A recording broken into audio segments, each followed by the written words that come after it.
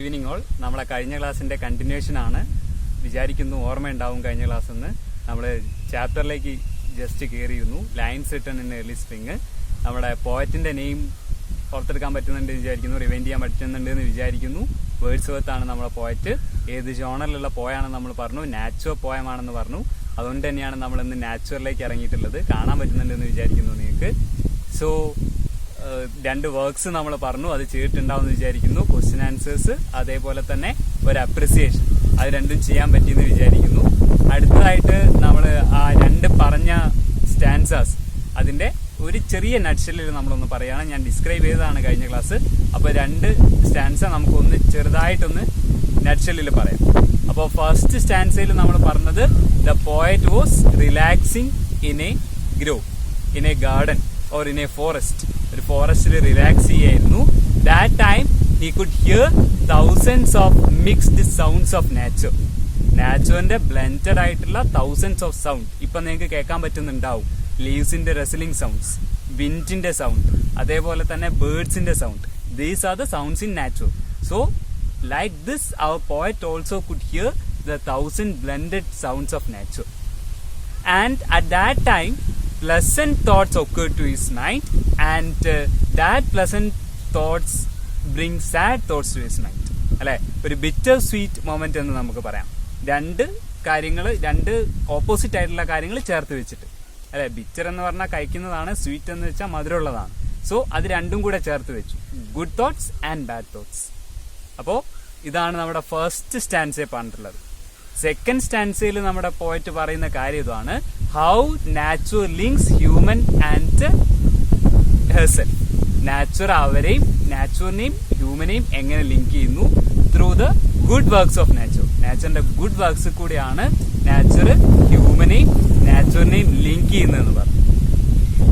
Then when he began to think, there is a grievances in his mind.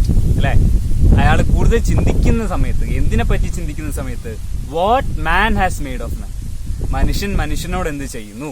What are the activities of man towards man and also towards nature itself എന്ന് ചോദിക്കുന്ന സമയത്ത് there was a grievance in his mind.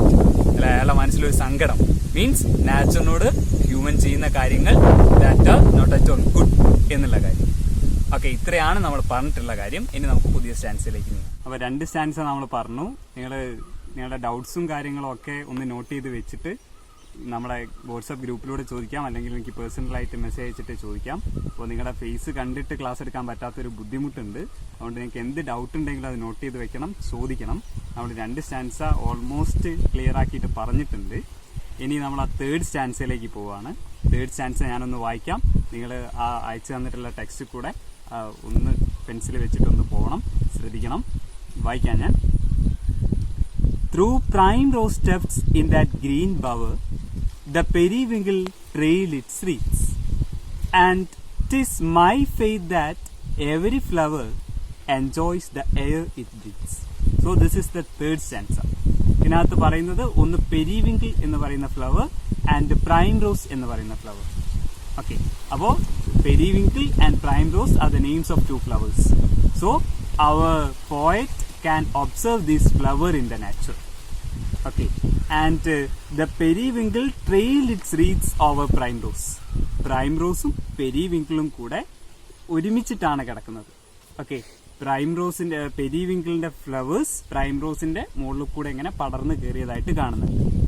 And this indicates every flower in the nature enjoys the air it breathes.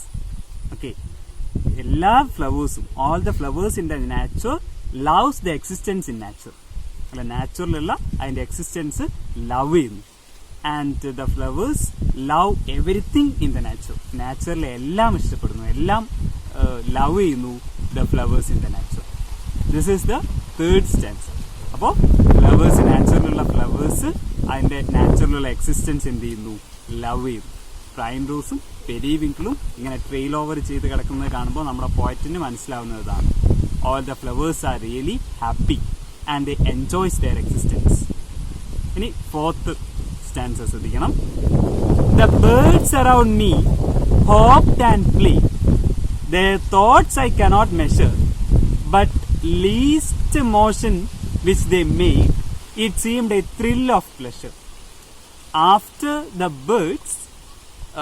after the flowers, now our poet observe the birds. ബേർഡ്സിനെയാണ് നമ്മളെ പോയിട്ട് എന്ത് ചെയ്യുന്നത്, observe ചെയ്യുന്നത്. Okay, and he says that I cannot measure their thoughts. As I am a human being and they are birds, I don't know what their thoughts are.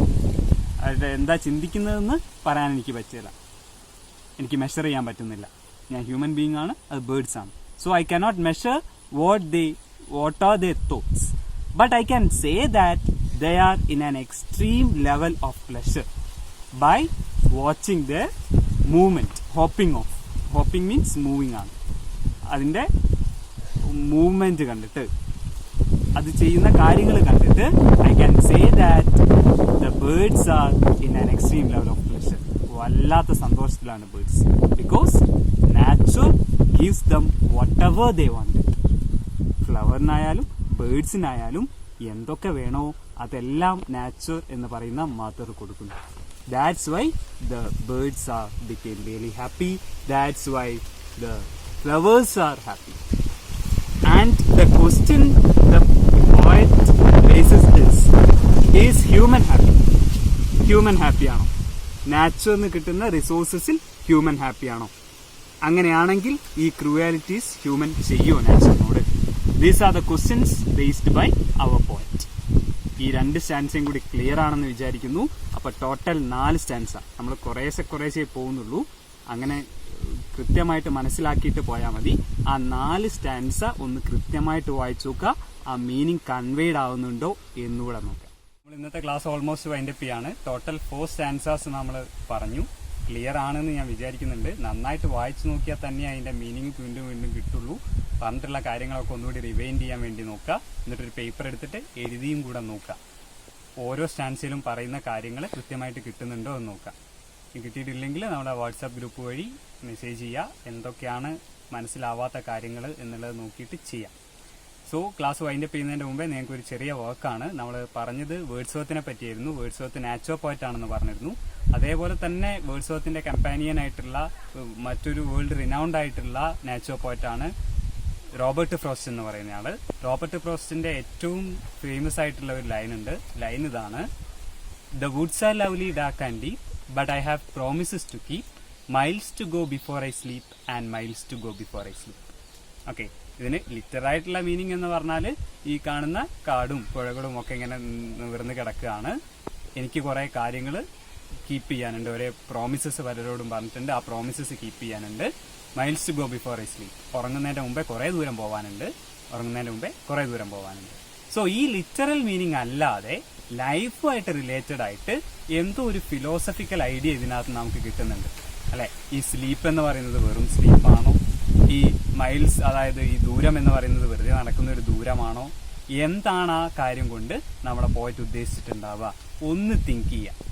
Okay, എന്നിട്ട് ഇതിന്റെ ഈ ലൈൻസിന്റെ ഒരു meaning എഴുതി വെക്കാം.